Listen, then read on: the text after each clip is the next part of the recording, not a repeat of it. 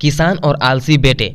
बहुत समय पहले एक गांव में एक किसान रहता था। उसके पास काफी संपत्ति थी क्योंकि उसने बहुत सालों तक खूब मेहनत किया था। उसके पास बहुत बड़े बड़े खेत थे, पर वह बहुत दुखी था क्योंकि उसके बेटे बहुत आलसी थे। ना तो वह उसकी मदद करते थे, सारे दिन सोते ही रहते थे और अपना समय फालतू के खेलों में बर्बाद किया करते थे। एक दिन किसान बहुत बीमार पड़ गया।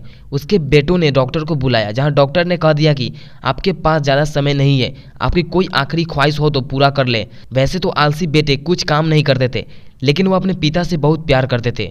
डॉक्टर के जाने के बाद वह सभी रोने लगे। अपने बेटे को दुखी देखकर किसान का दिल पिघल गया और कहा, चिंता मत करो बच्चों, मैं स्वर्ग से तुम्हारी रक्षा करूंगा और जिससे तुम कभी भूखे ना रहो। मैंने खेत में सारा धन गाड़ दिया है, जब वह तुम्हें मिले तो तुम लोग बाजार जाकर उसे बेच देना और वह तुम्हारे जिंदगी भर काम आएगी।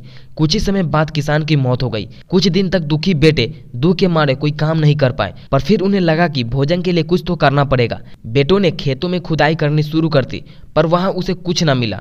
उसके पिताजी के दोस्त ने कहा, आखिर तुमने खेत जोत ही दिया तो क्यों ना बीज भी डाल दो। बेटे तैयार हो गए। खेत बुआई करके उन्होंने इंतजार किया। उस साल मूसलाधार बारिश हुई। एक दिन जब बेटे सुबह उठे तो उन्होंने हवा में लहराते हुए अपनी फसल देखी। यह सब देखकर उनकी आंखें फटी की फटी रह गई और उन्होंने कहा कि यही वो धन था जो पिताजी हमारे लिए छोड़कर चले गए। अगर हम काम करेंगे तो हम कभी भी भूखे नहीं रहेंगे। दोस्तों, यह कहानी अगर आप लोगों को अच्छी लगी हो तो वीडियो को लाइक करके चैनल को सब्सक्राइब जरूर कीजिएगा। और वैसे भी हम लोगों को 1000 फैमिली जल्द ही कंप्लीट करनी है।